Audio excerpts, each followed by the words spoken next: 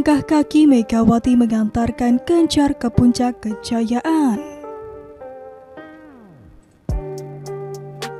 Teringat masa kecilku sebelum tidur selalu dibacakan sebuah dongeng cerita pewayangan oleh orang tuaku. Terkhusus ibuku, setiap malam ia tak pernah absen untuk memberikanku sebuah cerita pengantar tidur. Mungkin hal itu sudah menjadi suatu kewajiban paten yang dilakukan ibuku untuk anaknya. Sampai beranjak dewasa, ibuku masih saja memberikan cerita rakyat itu kepada diriku. Seringkali telinga ini merasa pengar mendengar alkisah yang berulang kali diputarnya. Sampai indera pendengarku jelek dengan cerita bersejarah itu. Ada kalanya aku juga merasa menyesal karena mengabaikan cerita itu. Jika mengingat momen ketika ia mendongeng, hatiku merasa terenyuh. Sebab cerita legend dari ibuku berhasil membuat anak gadisnya ini mampu menanam benih-benih kebaikan di segala tempat. Apakah ini yang disebut the power of emak-emak yang sesungguhnya? Seorang ibu yang bisa menghipnotis karakter anaknya. Bahkan hipnotisnya seorang ibu tak akan pernah hilang walaupun termakan zaman. Berarti memang fakta jika peran ibu menjadi kedudukan paling vital bagi anaknya. Kehadiran sosok ibu menjadi fondasi penguat pembentuk karakter dan kepribadian seorang anak. Walaupun sering mengomel, tapi aku yakin jika arah tujuan omelan seorang ibu itu bersifat positif. Membahas cerita bertajuk ibu seperti ini malah mengingatkanku kepada sosok wanita hebat yang telah lolos melewati lika-liku kehidupan getirnya. Ya, wanita ini berjuang keras demi kemajuan sebuah bangsa dan negara. Siapa lagi kalau bukan Megawati Soekarno Putri? Perempuan cakap yang sering disapa Mbak Mega ini sudah berhasil melewati roda kehidupan perpolitikan Indonesia. Bahkan beliau juga pernah menduduki jabatan tertinggi di negara ini sebagai seorang Presiden RI kelima. Mbak Mega menjadi satu-satunya presiden perempuan di Indonesia. Dirinya menjadi bukti jika kedudukan seorang wanita tidak kurang di bawah lelaki, melainkan sama dan seimbang. Perbedaan gender tak menjadi hambatan dalam mencapai kejayaan. Sepak terjang Mbak Mega dalam kancah politik begitu panjang dan terjal.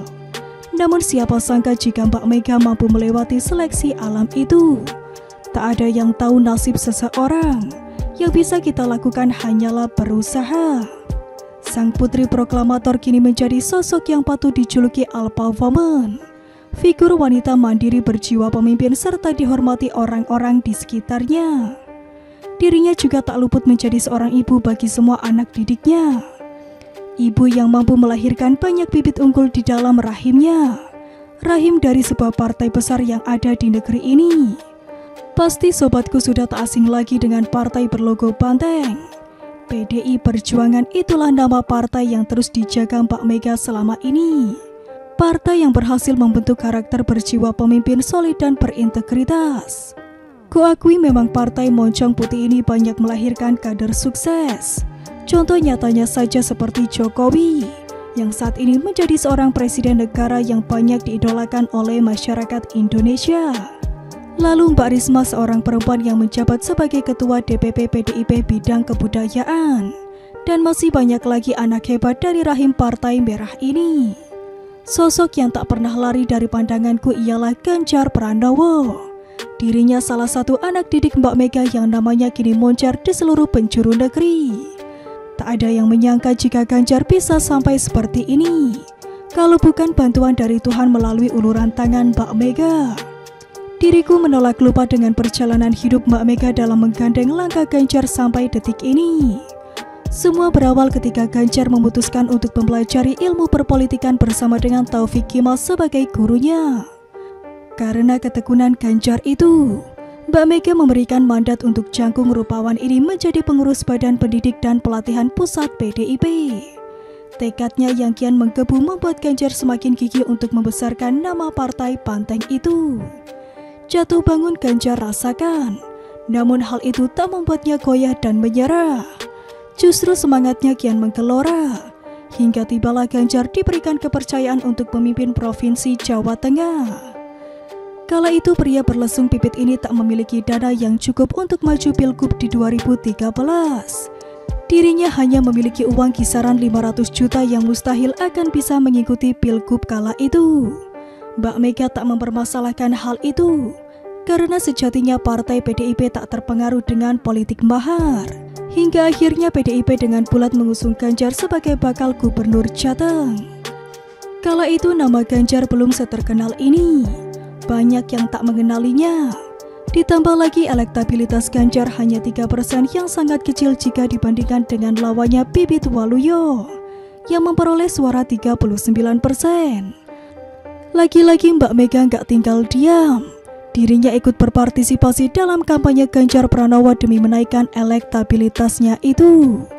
Akhirnya perjuangannya itu membuahkan hasil.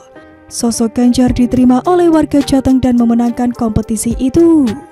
Selama menjabat sebagai pemimpin daerah, Mbak Mega terus memantau tindak tanduk Ganjar dan semua anak didiknya yang lain. Jika ada anaknya yang melakukan kesalahan, sang ibu tak segan menjewer anaknya itu. Hal itu lumrah dilakukan seorang ibu agar anak-anaknya tak mengulangi kesalahannya lagi. Bagiku Mbak Mega ini seperti Dewi Kunti. Beliau seorang figur ibu yang ideal dalam mengasuh dan membesarkan anaknya. Ialah wanita kuat selain bisa membentuk kepribadian elok dari seorang individu. Mbak Mega juga bisa menjadikan partai PDIP sebagai wadah untuk menampung anak-anak cerdas dan berbakat di Indonesia. Seperti ucapan Ganjar, dari seluruh partai sukses kaderisasi menurut saya, harus saya banggakan sendiri adalah PDI Perjuangan. Begitulah kira-kira.